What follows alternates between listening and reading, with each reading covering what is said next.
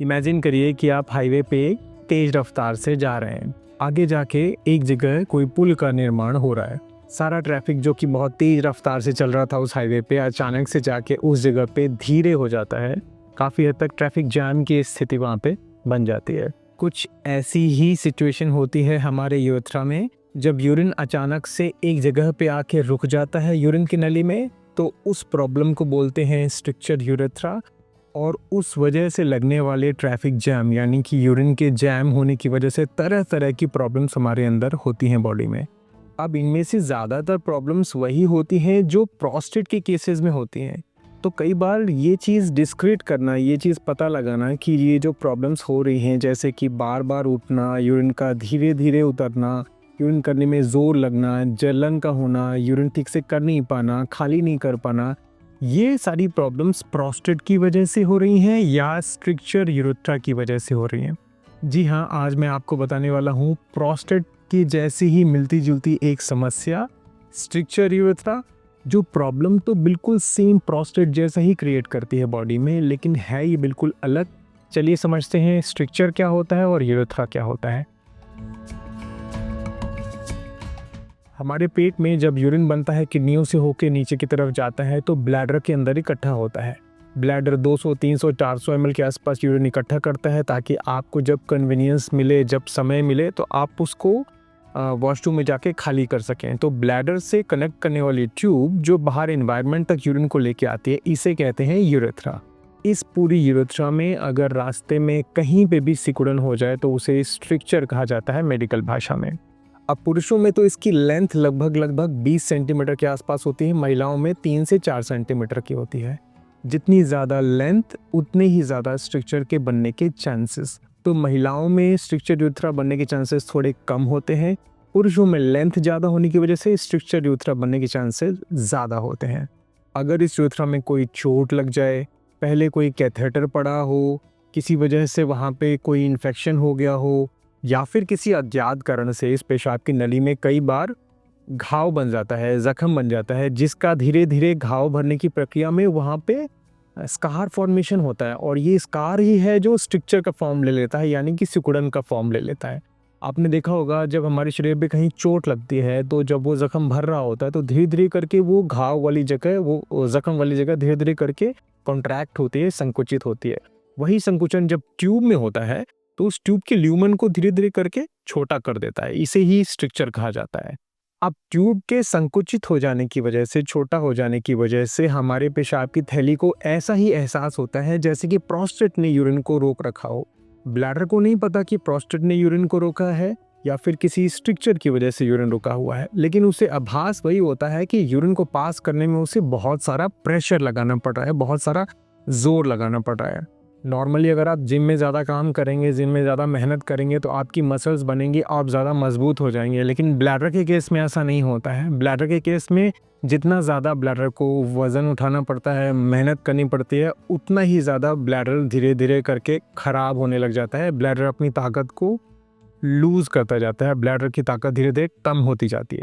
इसलिए प्रोस्टेट को और स्ट्रक्चर को समय पे ठीक कराना बहुत ज़रूरी होता है, वरना ब्लैडर ही खराब हो जाएगा तो स्ट्रक्चर ठीक करके भी फ़ायदा नहीं होगा और प्रोस्टेट का ट्रीटमेंट करके भी फ़ायदा नहीं होगा।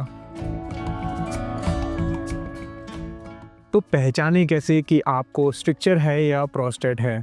देखिए, मैंने एक पिछला वीडियो बनाया था जिसमें मैंने थोड़ा सा इशारा किया था एक नल के बहाव से।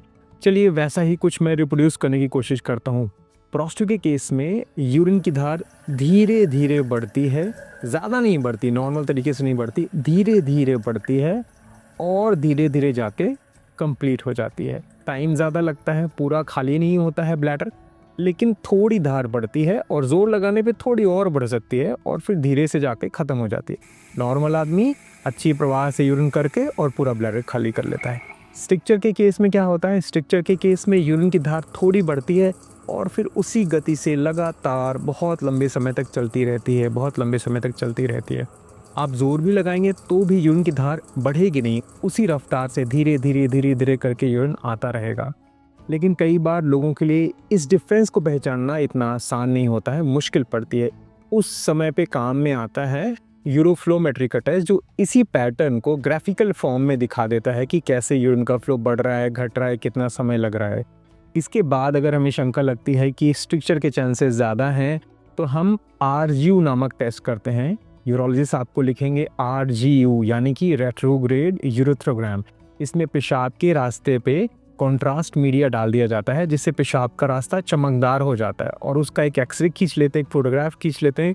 उस फोटोग्राफ के अंदर से पता चल जाता है कि इस रास्ते में कहीं कोई रुकावट है या नहीं है।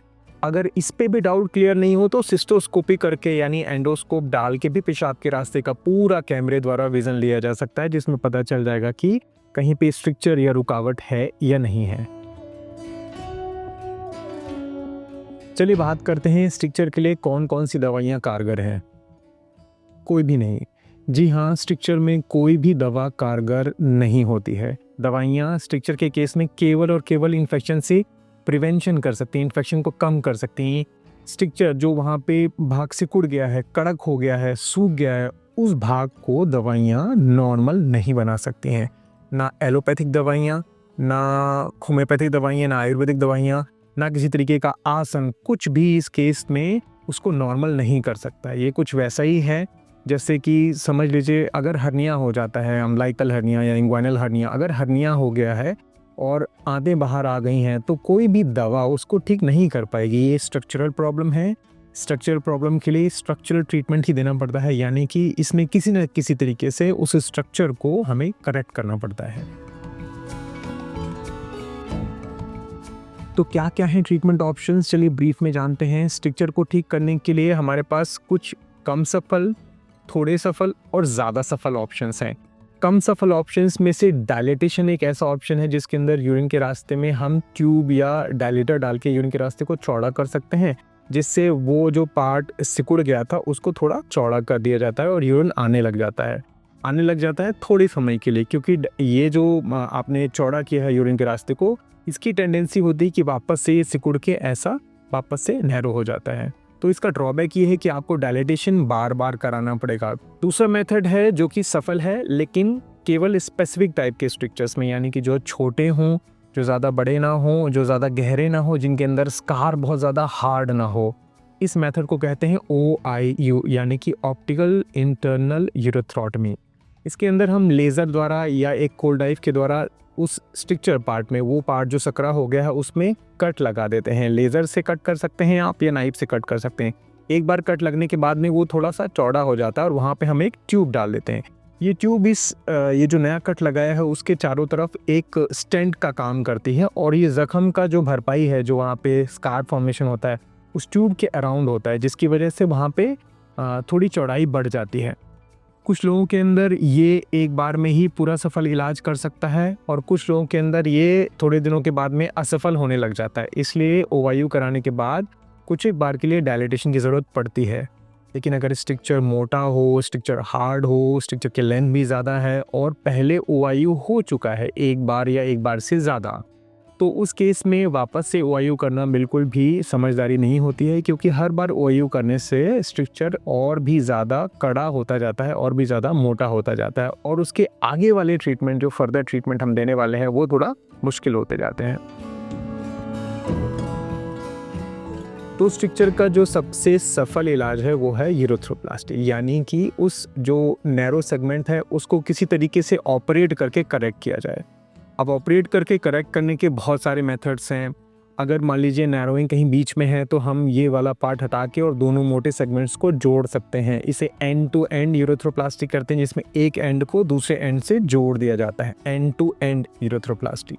कई बार अगर ये बहुत दूर दूर होते हैं तो उनको पास में लाना पॉसिबल नहीं होता है, तो इसलिए बीच वाले सेगमेंट में हमें ट्यूब बनानी पड़ती है, जिसके लिए हम कई बार लिंग की चमड़ी को इस्तेमाल करते हैं, कई बार गाल की चमड़ी, टंग की चमड़ी या फिर लिप्स की चमड़ी। चमड़ी का मतलब है अंदर वाली म्यूकोसा से, यहाँ की म्यूकोसा का इस्तेमाल करके गोल ट्यूब बना के वहाँ पे फिट कर दिया जाता है और उनके बीच में जोड़ दिया जाता है। इसे ऑगमेंटेड या सब्स्टिट्यूशन यूरेथ्रोप्लास्टी भी कहते हैं, जिसमें हम ऑगमेंट कर रहे हैं, यानी कि कुछ नई चीज़ के साथ मिला के एक ट्यूब का पुनः निर्माण कर रहे हैं।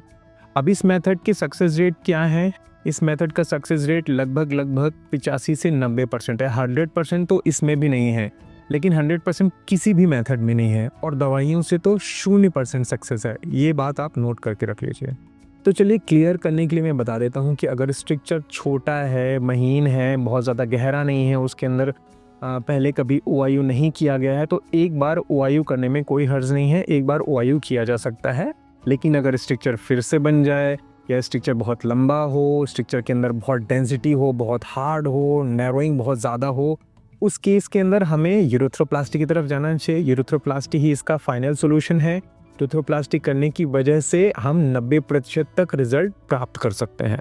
क्योंकि ये प्रॉब्लम प्रोस्टेट से बहुत मिलती जुलती है, तो लोगों को कई बार इसमें कंफ्यूजन हो जाता है। स्ट्रक्चर वाले पेशेंट्स प्रोस्टेट का इलाज कराते रहते हैं, प्रोस्टेट वाले पेशेंट स्ट्रक्चर का इलाज कराते रहते हैं। अगर आप प्रोस्टेट को पहचानने के लिए, यानी कि आपको प्रोस्टेट की प्रॉब्लम है या नहीं ये जानना चाहते हैं, तो मेरा ये वीडियो ज़रूर देखें, उससे आपको हेल्प होगी। और मेरे इस वीडियो को लाइक ज़रूर करें, इससे मुझे पता चलेगा कि मेरा वीडियो आपके लिए उपयोगी है या नहीं। Thank you.